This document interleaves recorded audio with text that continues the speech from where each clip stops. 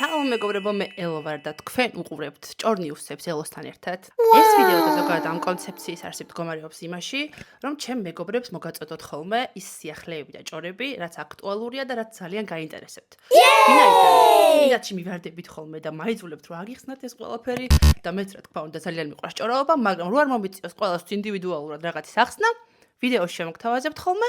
ეს არის სატესტო ფორმატი, ამიტომ ძალიან მნიშვნელოვანია თქვენი ფიდბექი, შენიშვნები. მოგეწონებათ, არ მოგეწონებათ, თუ მოგეწონებათ, მე შემდეგ ნაწილებსაც აუცილებლად გადავიღებ. და ხო, დღევანდელ ვიდეოში თქვენ იხილავთ შუბის დახევას, ნასკის გარღვევას, შუბლის ძარღვის გაწყვეტას და საერთოდ ყველაფერს, რაც კი დღეს აქტუალურია და მიმდინარეობს. მოდით ახლა დავიწყოთ და აღარ გავაჭიანურებ. ვინც ახლები ხართ და გინდათ რომ ამ კონტენტს და ნიუსებს, ჭორნიუსებს არ ჩამორჩეთ, აუცილებლად გამომიწერეთ, ვიდეო დაალაიქეთ, დატოვეთ კომენტარი, დავიწყოთ.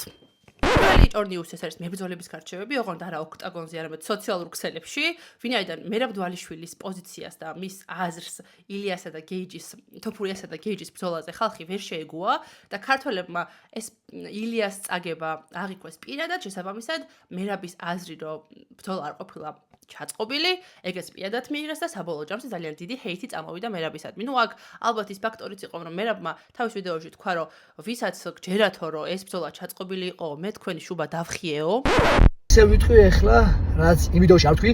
ვინც ფიქრობს, რომ ილია თოფურიამ ბრძოლა გაყიდა, ყველა იმის შუბა დავხიე და ვინც ფიქრობს, რომ ვინმე ილია თოფურიას სარდაფში ჩაიყვანა და აემუქრა, ან შუბის დათმობა უთხრა და ილია თოფურიამ შუბი დათმო ვიღაცის გამო, რაღაცის გამო, ყველა იმის შუბა დავხიე. ვინც მასე ფიქრობთ, მოდით პირადში მითხარით და პირადში დაველაპარაკოთ და იგივე ენერგია შეინარჩუნეთ და იგივე სიტყვები მითხარით პირადში, სადაც გნახავთ, საქართველოში იქნება, ევროპაში იქნება, ამერიკაში იქნება, სადაც შეხვდებით, მოდით და მითხარით პირადად და თქვენ შუბას დავხევ.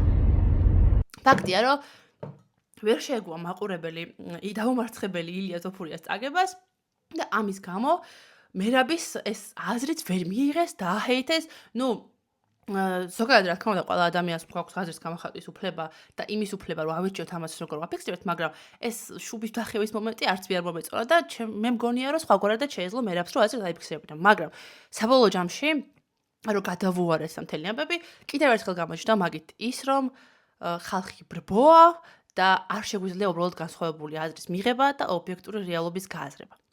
ხო, ეს იყო ჩვენი პირველი ნიუსი, თქვენ რას ფიქრობთ მეგობრებო ამ საკითხთან დაკავშირებით, სწორია თუ არა მერაბი, წაგო თუ არა ილიამ და ჩაუწყვეს თუ არა და მოკლედ რას ფიქრობთ? შემდეგი ნიუსი შეეხება კალას. ამბავი იყო ის, რომ დაიწყეს გიორგი კალადოძის გაშავება კონტექსტიდან ამოვარდნილი ფრაზით. რეალურად კალამ და ტატომ გამოხატეს მხარდაჭერა და თავიანთი აზრი დააფიქსირეს იმაზე, რომ ადამიანების წარსულში ჩადენილი რაღაცა ბრწყალებში შეცდომის გამო ყოველი რაღაცა კვარაცხელიას წარმატების დროს ამის გახსენება და თრევა არის არასწორი, ბულინგი არის არასწორი და უბრალოდ დაგმეს ეს აქციები. ამ კვარაცხელიას თემაზე მაგდა კლდიაშვილმა რო ილაპარაკა და ადრე მე მგონი, მაგრამ მე არ გეუბნები რომ იმას სწორად ილაპარაკეს და მე ბევრი შენიშვნა შეიძლება ვთქვა მაგ ვიდეოზე, რომ არ მომეწონა ეს სხვანაირად მომხდარიყო, მე კი არ ვამართლებ იმ ნარატივს, ვთქვა, რაც გაჟღერდა იქ, რაღაცები შეიძლება მართალი იყო, მაგრამ კლიენტობაში შეიძლება არ ვარ მაგ ხარეს და სხვანაირად ვიყოდი მე, მაგრამ ახლა ჩემი თელეგაზი იგებს მეორე კვარაცხელი, მოდი Facebook-ზე შევალ, ახლა იმათ ფოტოს დავდებ, რომ გამოიღეთო. აი ძალიან ცუდი საქციელია რა. აი ჯერ ხო იმ ადამიანების მიმართაც ბიჭო ანუ რა დავაშავოს ეგეთი ოდემდე ანუ აი არხელა ბულინგის წინაშე არიან ხალხი თქვენ ვერ ხვდებით ხა რა. ანუ ხა არ გამოსულან შეიძლება და ეს არ ულაპარაკიათ, მაგრამ მე ვხვდები, იმიტომ რომ თელი ერის ის რო ხდები რაღაცა სალანძღავი ობიექტი და რაღაც ყველა თან ხდებათ რა. აი ისინი ბიჭო მაგრად ეხავს რა. საბოლოოდ მიიღეს ის რომ თავად დაბულინგდნენ და თავად წავიდა მათ მიმართ ზეწოლა, მაგრამ საბედნიეროდ ეს მაგათი შავი კამპანია კალას და ტატოს ვერაფერს ვერ დააკლებს, იმიტომ რომ ჩვენ ძალიან კარგად ვიცით როგორ ღირსეული ადამიანებიც არიან, ძალიან კარგად ვიცით როგორ სწორ ასე ვთქვათ, აზრებს აფიქსირებენ ყოველთვის და ცდილობენ რომ ჩვენც რაღაც თავიანთი აზრი არ მოგვახვიონ, არამედ მოგვაწოდონ ინფორმაცია და მე უკვე ინტერპრეტაცია მეგობრებო ჩვენზეა. ასე რომ არავის ინფორმაცია, არავის აზრი არ უნდა მივიღოთ აპრიორი მოცემულობად, ხო? თავი იმისთვის გვაგვაჩნია რომ ვიაზროვნოთ და რაღაცა ინფორმაცია დავჩეკოთ და გადავამოწმოთ. ამისად მე მოგაწოდეთ ინფორმაცია, იმედი მაქვს რომ სწორ დასკვნებს გამოვიტანთ, არ მგონია რომ რაღაცა მხარდაჭერა და რაღაცა #კალაშენგვერდით ვარ საჭიროა, იმიტომ რომ რეალურად არაფრით არ უნდა ჩავაგდოთ ჩვენ ეს ყველაფერი, ის ტროლბოტები კიდე, რავი, საწყალი ადამიანები არიან, რომელსაც სხვა პერსპექტივა არ გააჩნიათ, დაავალებენ ამას და უნდა გააკეთონ. უბრალოდ უნდა დავაიგნოროთ და თუ ვიღაცა ხართ, ვისაც არასწორი ინტერპრეტაციით ქონდათ ეს ინფორმაცია მიღებული, ძალიან მიხარია რომ ახლა მისმენთ და იმედი მაქვს რომ სწორად გაიაზრებთ ამ ყველაფერს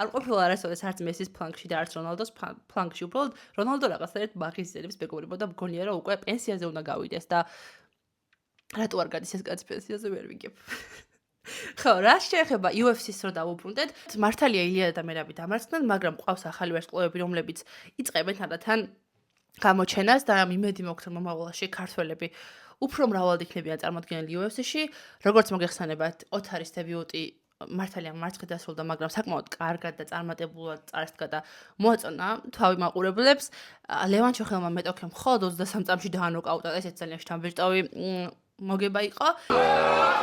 ლევანს და მიიყვანა ტანიცა და დამთავრდა ყველაფერი.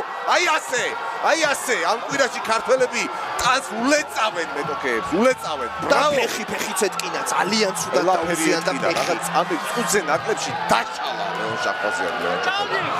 მოკლედ ქართველები, ახალი სახეები გამოჩნდნენ UFC-ში და საკმაოდ პოპულარულია საქართველოში. თურქეთი გამოვარდა მსოფლიოდან, რატო გამოვარდა? არ ვიცი, თქვენ რას ფიქრობთ?